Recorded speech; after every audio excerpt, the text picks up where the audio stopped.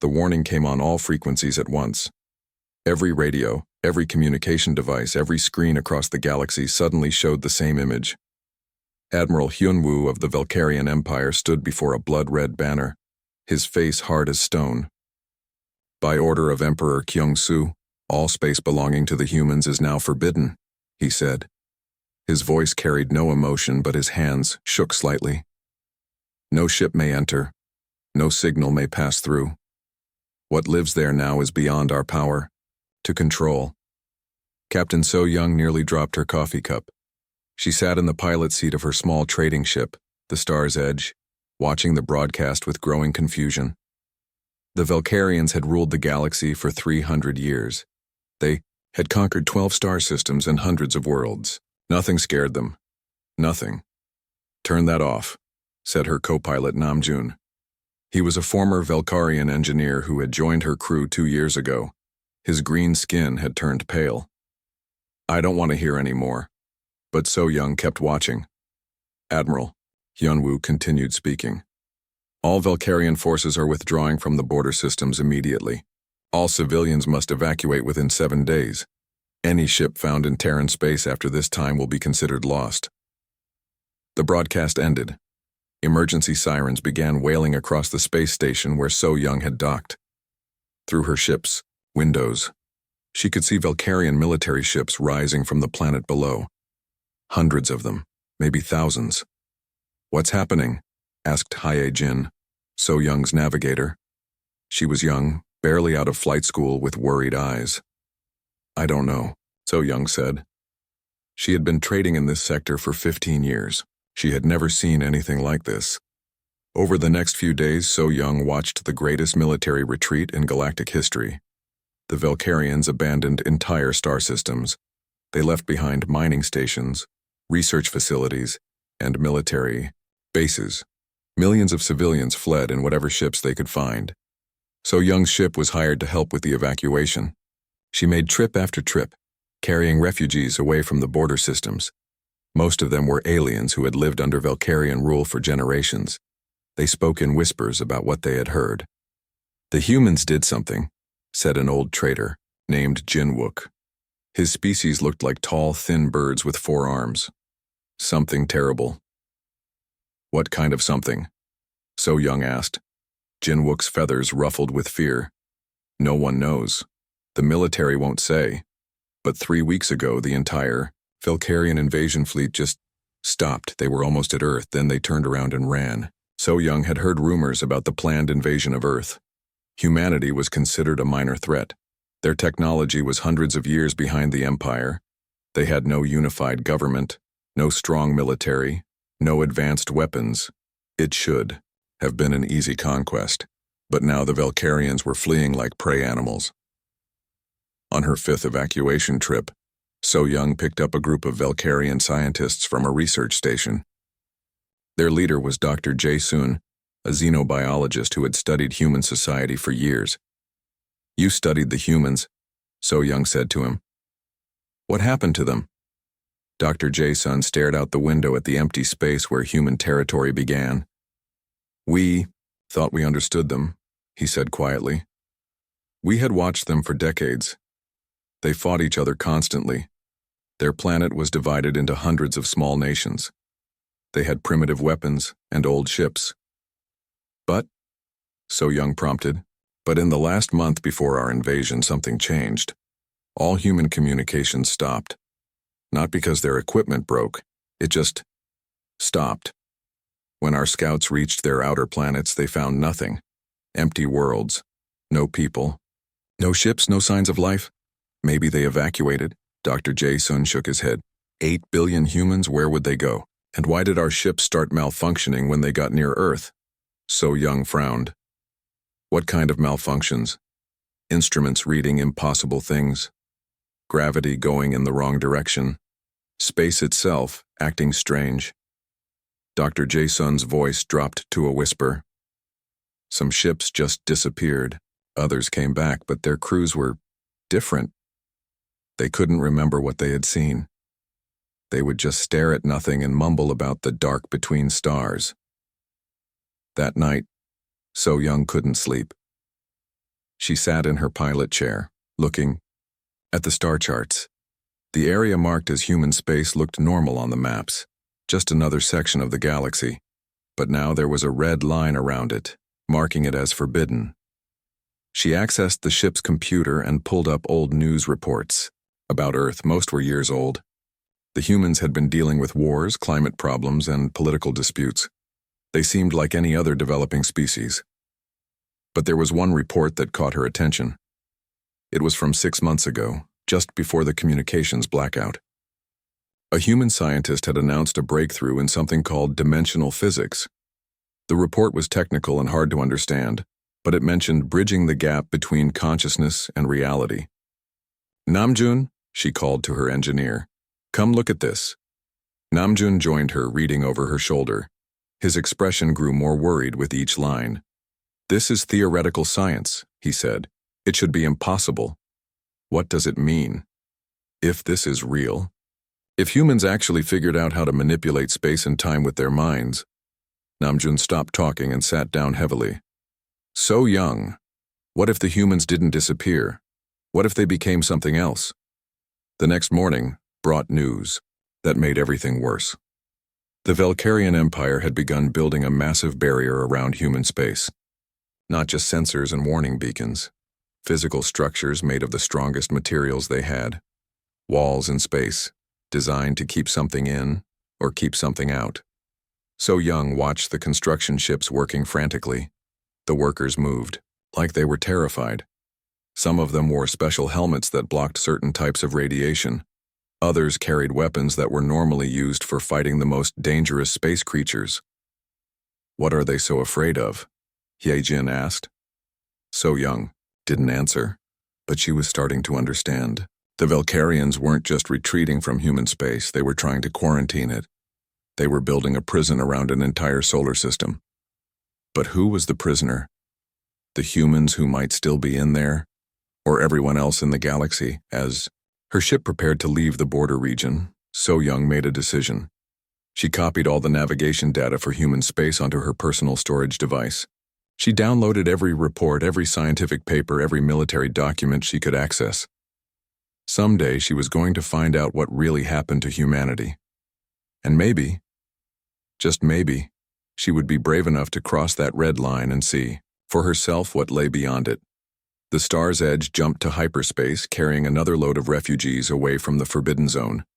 Behind them, the Valkyrian Empire continued building their walls, trying to contain something they didn't understand and couldn't control.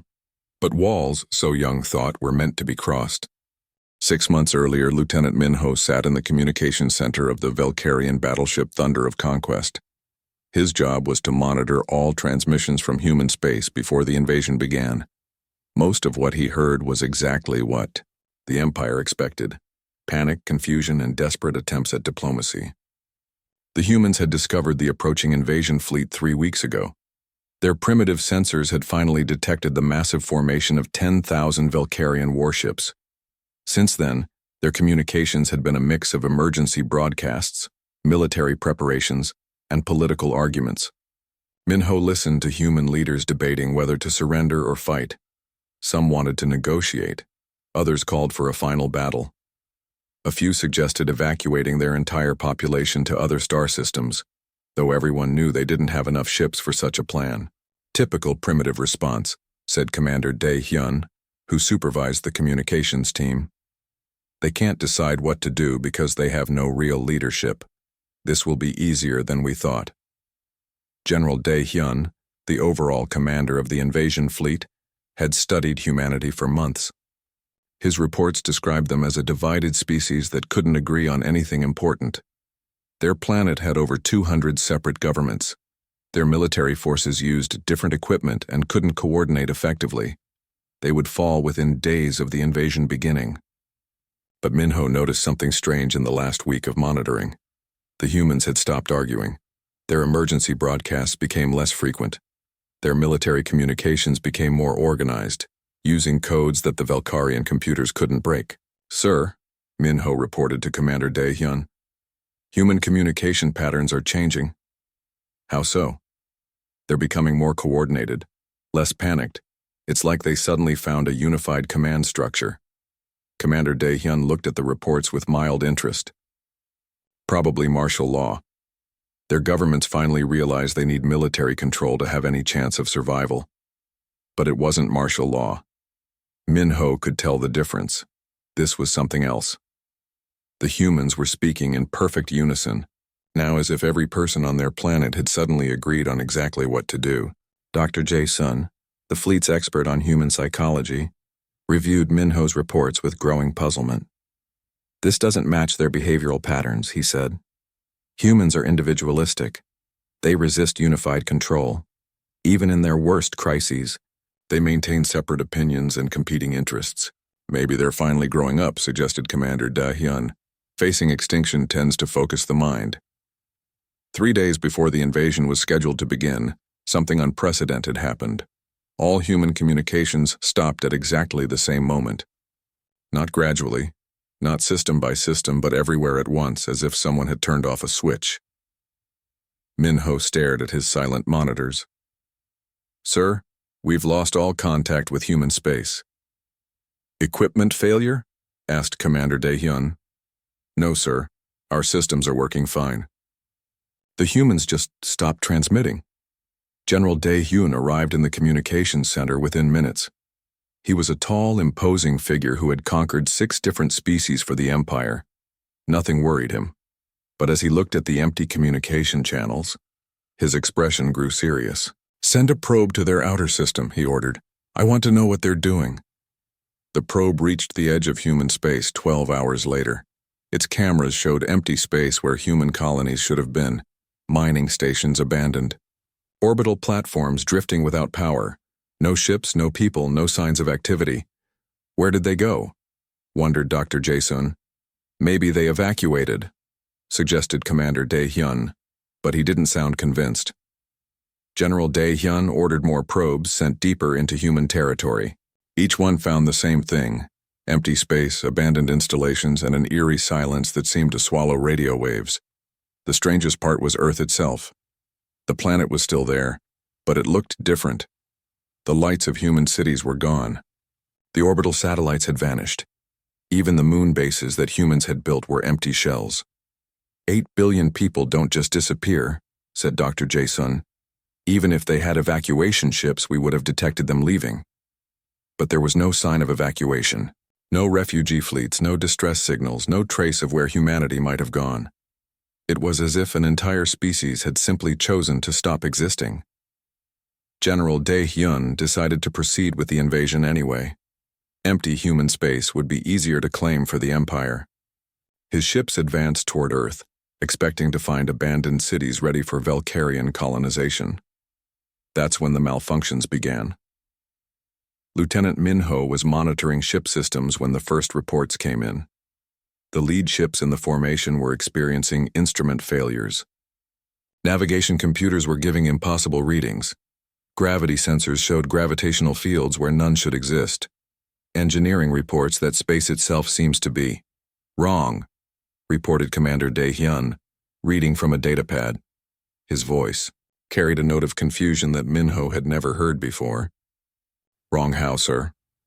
The laws of physics appear to be functioning differently in human space. Our ships are experiencing time dilation effects without approaching any massive objects. Some crew members are reporting that they can see things that aren't there. Dr. Jae-sun looked up from his instruments with wide eyes. General, I'm detecting massive energy readings throughout the human solar system, but they're not coming from any technology I recognize. What kind of energy? I don't know. The patterns are. They look almost organic, like neural activity, but on a scale that should be impossible. General Dae-hyun ordered the fleet to halt while his scientists tried to understand what they were seeing. The readings were beyond anything in Valkyrian science, energy fields that responded to observation, gravitational anomalies that seemed to move with purpose. Space itself appeared to be alive. Then came the transmission that changed everything. It lasted only 30 seconds, broadcast on all frequencies at once. The voice was human, but it spoke with the harmony of billions of voices perfectly synchronized. Phase 3 complete. Thank you for the motivation. That was all. No threats, no demands, no explanation. Just a simple statement that made every Valkyrian officer feel cold with fear. What did that mean? Asked Commander Daehyun. Dr. Jae-sun was staring at his readings with horror. I think the humans didn't evacuate. I think they transformed themselves into something else. That's impossible. Is it? Look at these energy patterns. They match human brainwave activity, but amplified beyond anything that should be possible. What if humanity found a way to merge their consciousness with the fabric of space itself? General Daehyun considered this possibility for exactly 3 minutes. Then he gave the order that would define the rest of galactic history. All ships retreat to safe distance immediately. No vessel is to approach Earth or any human territory. Send an emergency message to the Emperor. Tell him we're dealing with something beyond our understanding. The greatest invasion fleet in Valkyrian history turned around and fled from an enemy they couldn't see, couldn't fight, and couldn't comprehend. Behind them, in the space around Earth, something vast and impossible watched them go with the combined consciousness of an entire species. Humanity had chosen evolution over extinction, transformation over surrender. The universe would never be the same. Minho watched the retreat from his communications station, still trying to understand what had happened. All he knew for certain was that the humans had found a way to become something that made the concept of invasion meaningless. How do you conquer a species that no longer exists in any form you can understand? So Young had made her decision 3 months after the Crimson Edict. The warnings, the barriers, the fear in every Valkyrian's eyes only made her more curious. What could be so terrible that it made the galaxy's greatest empire run away? Her ship, the Star's Edge, approached the Forbidden Zone with its transponders turned off. She had modified the engines with Namjoon's help to hide their energy signature. To any sensors, they would look like a piece of space debris drifting through the void. This is insane, Namjoon muttered as he checked the stealth systems. If the Valkyrians catch us, they'll vaporize us without asking questions. And if whatever's in human space catches us? Asked Hyejin from the navigation station. She was trying to sound brave, but So Young could hear the fear in her voice. Then we'll finally know what happened to humanity, So Young replied, keeping her eyes on the approaching boundary. Aren't you curious? The truth was she had to know. The mystery was eating at her. An entire species didn't just vanish, and the energy readings that Dr. Jae-sun had mentioned in his reports suggested something impossible had happened. They crossed the red line at 0300 ship time. So Young expected alarms, warnings, maybe an immediate response from Valkyrian patrol ships. Instead, there was only silence. I'm not reading any pursuit, reported Hyejin, but the navigation computer is acting strange. Strange how? It keeps trying to plot courses to places that don't exist, and some of the star positions are wrong. Namjoon looked up from his engineering console with a frown. So Young, my instruments are detecting gravitational fields that shouldn't be there. It's like space itself has more dimensions than it should. So Young felt a chill run down her spine. She had read every report she could find about the Valkyrian fleet's experience in human space. The stories of impossible readings and malfunctioning equipment had seemed like exaggerations. Now she was experiencing them herself. Keep going, she said. We need to reach Earth. But as they traveled deeper into human territory, it became clear that reaching Earth would not be simple. The normal rules of space travel didn't seem to apply here. Stars appeared in places where they couldn't possibly exist. Empty space showed up on sensors as solid matter. Their ship's chronometer kept losing time, then gaining it back for no reason. This isn't natural, Namjoon said, sweat beading on his green forehead. Someone or something is manipulating the basic forces of reality. After 2 days of impossible navigation, they found Earth. Or rather, they found where Earth should be. What they discovered there defied every law of physics So Young knew. The planet existed in multiple places at once. Her ship's sensors showed Earth in its normal orbit around the sun, but her eyes could see it in dozens of other locations throughout the solar system, like reflections in invisible mirrors. Each version of Earth looked slightly different, as if she was seeing the planet from multiple dimensions at the same time. How is that possible? whispered Heejin. Before anyone could answer, something moved in the space around them. So Young had been watching the sensor readings, but she didn't trust them anymore. Instead, she relied on her eyes. And what she saw made her question her sanity. Ships were approaching from the dark between worlds, but they weren't ships in any normal sense. They moved through space like living things, flowing and changing shape as they traveled. Parts of them seemed to exist in normal space, while other parts flickered in and out of reality. "Are those human ships?" asked Namjoon. So Young couldn't answer. The vessels looked like they had started as human technology, but had been transformed into something impossible. They moved without visible engines, turned without thrusters, and seemed to pass through solid matter when it suited them. One of the strange ships approached the star's edge. It was beautiful and terrifying at the same time, like a sculpture made of light and shadow. As it came closer, So Young could see what looked like human writing on its hull, but the letters seemed to shift and change as she watched. "They're trying to communicate," reported Haijin. "But the signal is coming through on channels that don't exist." "What do you mean?" "I mean they're transmitting on radio frequencies that our equipment says are impossible, and the message is coming through our ship's structure, not our antennas." So Young felt the communication before she heard it. Words formed in her mind, without passing through her ears. The voice was human, but it carried harmonics that suggested hundreds of people speaking in perfect unison. "Welcome, travelers. You seek understanding of what we have become." So Young found her voice. "Are you human? We were human. Now we are more, and less, and different." The alien ship moved closer, and So Young could see figures moving inside it. They looked human in shape, but they seemed to be made of the same flowing light as their vessel. They existed in multiple states simultaneously, solid and energy, individual and collective. "What happened to your people?" So Young asked. "We chose transformation over destruction. When faced with conquest, we selected evolution." Namjoon leaned forward. "How?"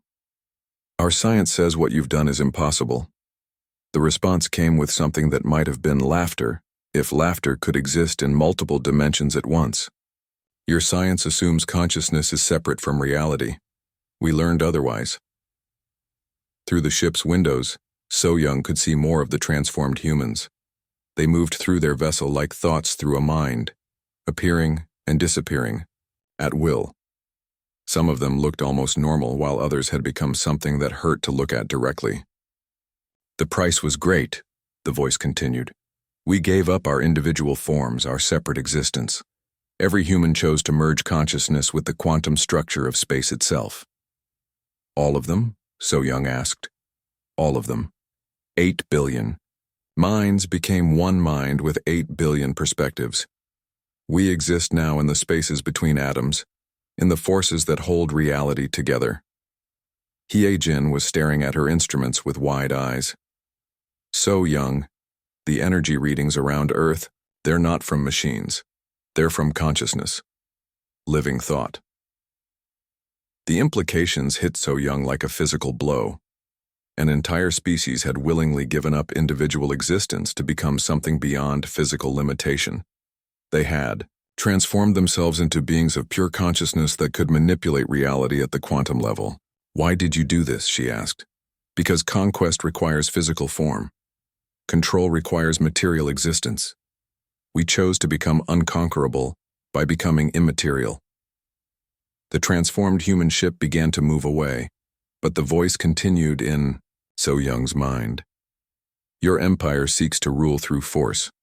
But how does one rule consciousness itself? How does one conquer thought?" As the ship disappeared into folded space, So Young understood why the Valkyrians had fled. They hadn't encountered a more powerful enemy. They had encountered something that made the concept of enemy meaningless. How do you fight an opponent that exists in the spaces between your thoughts? How do you invade a territory that exists in multiple dimensions simultaneously? "We need to leave," Namjoon said quietly. "Now." But So Young was already planning their course out of human space. She had found her answer. and it was more terrifying than anything she had imagined. Humanity hadn't been destroyed or driven away. They had evolved beyond the reach of conquest itself. The communication came 3 days after So Young's ship had escaped human space. She was still trying to process what she had seen when her ship's computer received a transmission that should have been impossible. The signal came from everywhere, and nowhere existing in her ship's systems without passing through any receiver. "Captain So Young of the Star's Edge, we would speak with you." So Young nearly jumped out of her pilot's seat. Namjoon dropped his tools, and Hyojin spun around from her navigation console with fear in her eyes. "How are you doing this?" So Young asked the empty air. "Distance has no meaning for consciousness unbound by matter. We exist where thought exists. Your mind touched ours in human space. The connection remains." A figure began to form in the center of the ship's bridge. It looked human at first, but as So Young watched, she realized it was more like a memory of humanity. The shape flickered, between solid and transparent, sometimes appearing as one person, sometimes as many people occupying the same space. "I am Dr. Yu-jin," the figure said. "I was one of the scientists who developed the transformation process. I speak for my people." Though speaking is no longer quite the right word, Namjoon backed away from the apparition. "Are you really there? I am as real as any thought you have ever had. More real, perhaps, since I am no longer limited by the chemicals and electricity of a single brain." So Young forced herself to remain calm. "Tell me what happened. How did your entire species make this choice?" Dr. Yu-jin's form solidified slightly, taking on the appearance of a middle-aged woman with kind eyes. "It began with our research into consciousness. We discovered that what you call reality is far more flexible than most species believe. Matter, energy, space, and time are all expressions of a deeper layer of existence." "The quantum level?" suggested Namjoon. "Deeper than that. The level where consciousness touches reality, where observation becomes creation. Most species never learn to access this level because they remain trapped in individual minds." Hyojin looked confused. "But humans were individuals too.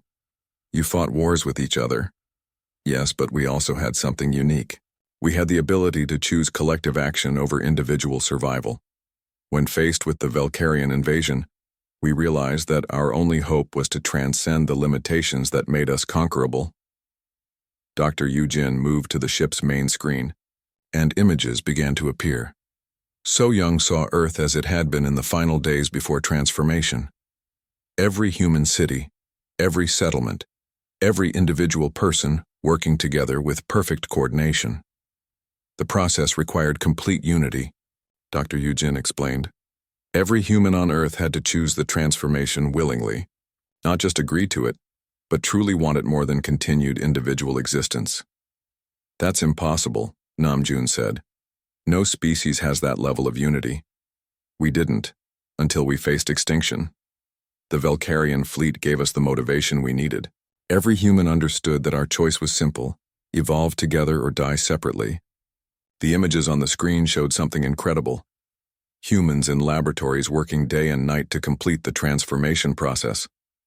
Soldiers laying down their weapons, politicians abandoning their power struggles, entire populations putting aside every difference to focus on a single goal.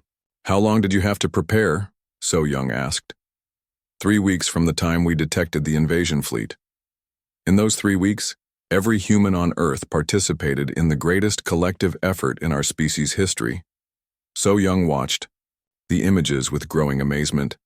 She saw humans sharing resources without thought of profit, scientists from different countries working together without concern for credit or recognition, military forces helping civilians without regard for national boundaries. "But the cost?" Hyojin said quietly. "You gave up everything that made you human." Dr. Yu-jin's expression grew sad. "We gave up individual bodies, individual lives, individual deaths. But we gained something greater. We became truly immortal, not because we cannot die, but because death no longer has meaning for us." "What about your families, your loved ones?" "They remain with us, as we remain with them. Love does not require separate bodies. In our new existence, we are closer to those we care about than we ever were when confined to individual minds. Namjoon shook his head. But you're not really human anymore. Are you the same person you were as a child? Are you the same as your ancestors? Evolution means change, and change means loss as well as gain. The images on the screen shifted to show the transformation itself. So Young watched as every human on Earth participated in a ritual of incredible complexity. They had built machines that could merge consciousness with the quantum structure of reality, but the machines were only tools. The real power came from 8 billion minds choosing to become one. The process was irreversible, Dr. Yujin continued. Once begun, we could not go back. Every human understood this. Yet when the moment came, not a single person chose to remain behind. Not one. So Young found this hard to believe. Not one. Even children too young to understand the science knew that they were choosing to stay with their families forever. Even the elderly and sick saw transformation as a form of healing. Even those who were afraid chose love over fear. So Young tried to imagine such unity among her own people. It seemed impossible. Every species, she knew, was divided by competing interests, different opinions, personal desires that conflicted with collective good. How did you convince everyone? She asked. We didn't convince anyone. We simply showed them the truth, that individual survival in separate bodies was no longer possible.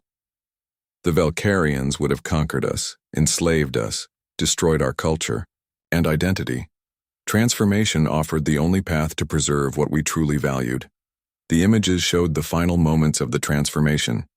8 billion humans around the world participating in a synchronized ritual.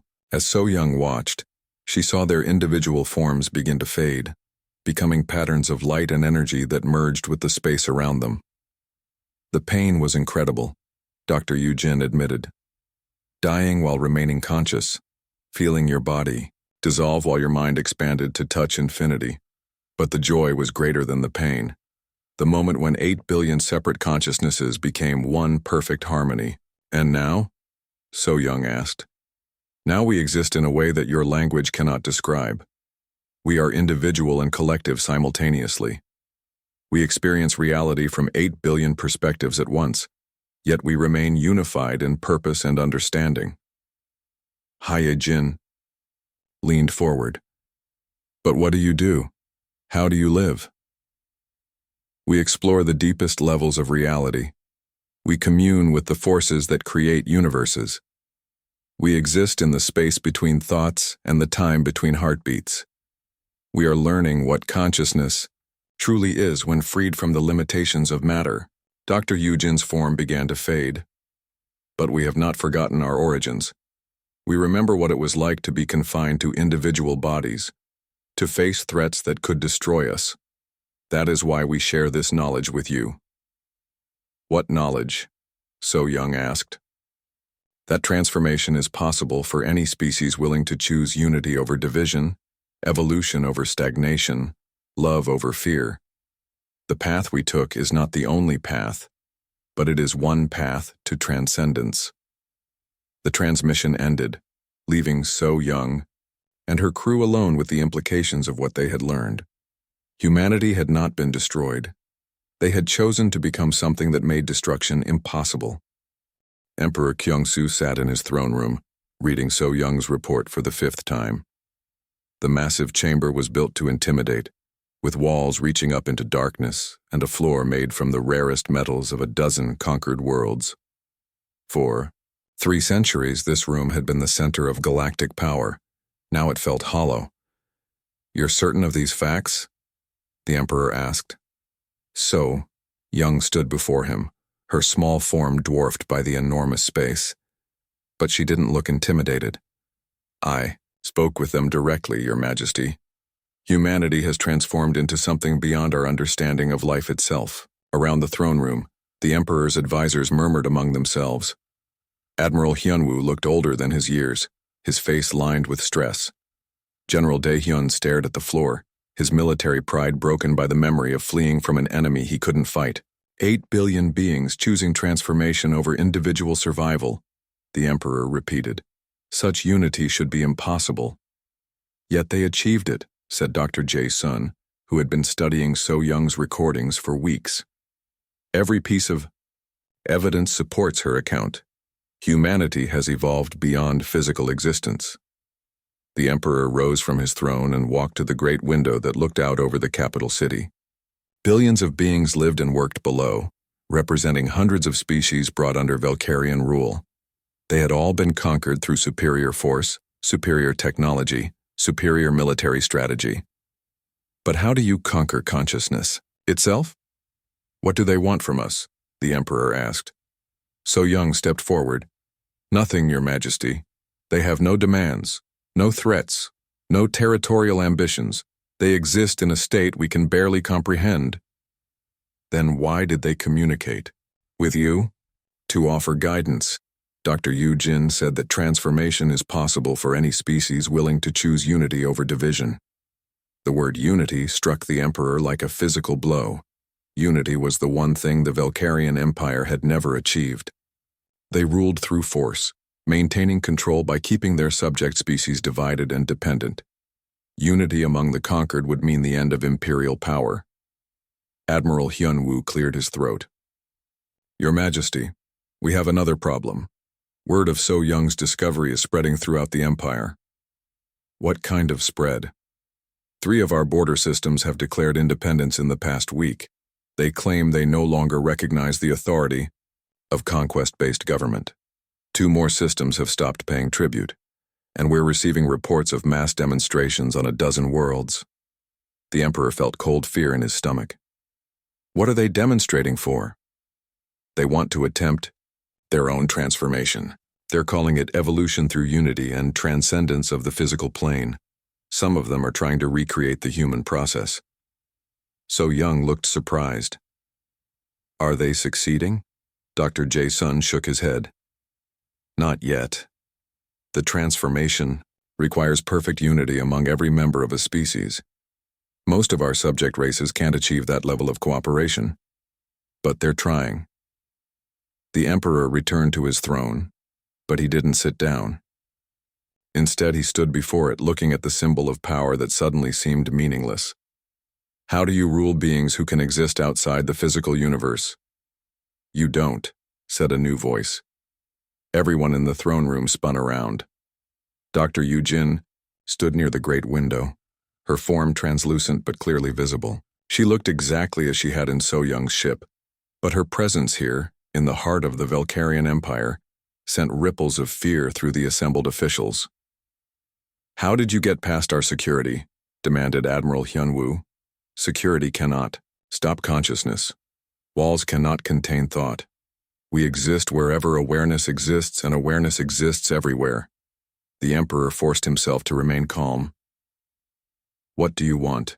To offer you the same choice we offered your people, Dr. Yujin replied, gesturing toward So Young. Evolution or stagnation, growth or decay, unity or continued division. Are you threatening us? No. We are offering you guidance. Your empire is already falling apart. The idea of conquest becomes meaningless when some beings can exist beyond conquest. Your subjects are beginning to understand this. General Dae-hyun stepped forward angrily. The empire has stood for 300 years. We have conquered 12 star systems and hundreds of worlds. We will not be destroyed by the fantasies of primitive humans.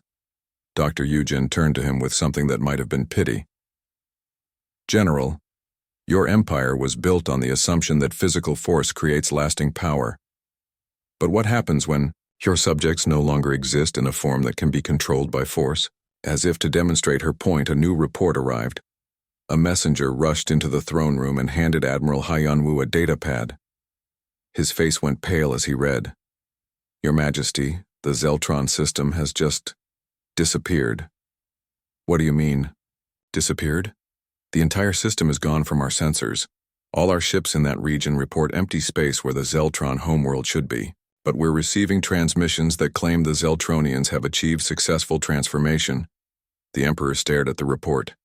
Another species had followed humanity's path. They had evolved beyond physical existence, making themselves immune to imperial control. "This is just the beginning," Dr. Yujin said quietly. "Once a species understands that transformation is possible, the desire for transcendence becomes irresistible. Your empire is built on controlling others through their physical limitations. What happens when those limitations no longer exist?" Over the following weeks, the Emperor watched his empire crumble from within, not through rebellion or military defeat, but through evolution. Species after species attempted transformation. Most failed, but some succeeded. Each success inspired others to try. The Valkyrian military found itself trying to control empty space where thriving worlds had once existed. Trade routes broke down when entire systems evolved beyond the need for physical resources. The complex bureaucracy of imperial rule became meaningless when the governed could exist in dimensions beyond bureaucratic reach. So Young had become an unofficial ambassador between the Empire and the transformed species. She traveled constantly, carrying messages and trying to help others understand what was happening. "It's not destruction," she explained to the Emperor during one of their meetings. "It's growth.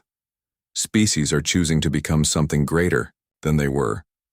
"But what about those who can't achieve transformation?" the Emperor asked. "What about those who fail?"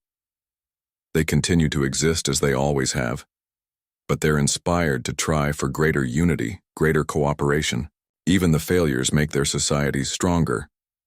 The Emperor looked out at his capital city again. The streets below showed signs of change. Protests had given way to cooperation. Different species were working together in ways he had never seen. His own people were beginning to question whether conquest was truly the path to greatness. "What would you have me do?" he asked Dr. Yujin, who had become a regular presence in the throne room. "Lead your people toward unity instead of dominion. Help them understand that true power comes from cooperation, not control. Guide them toward their own transformation. And if I refuse? Then you will rule over an empty empire. Your subjects will evolve beyond your reach, leaving you with power over nothing." The Emperor considered his choices. He could fight to maintain the old ways, using force to prevent transformation. But how do you fight an enemy that exists in multiple dimensions? How do you threaten beings who have transcended physical death? Or he could lead his people toward something greater than conquest, something that would make the concept of empire itself obsolete. The choice, he realized, was the same one humanity had faced: evolve together or face extinction separately. For the first time in centuries, the Emperor of the Valkyrian Empire knelt down, not in surrender but in humility before the possibility of transcendence. The age of conquest was ending. The age of evolution had begun.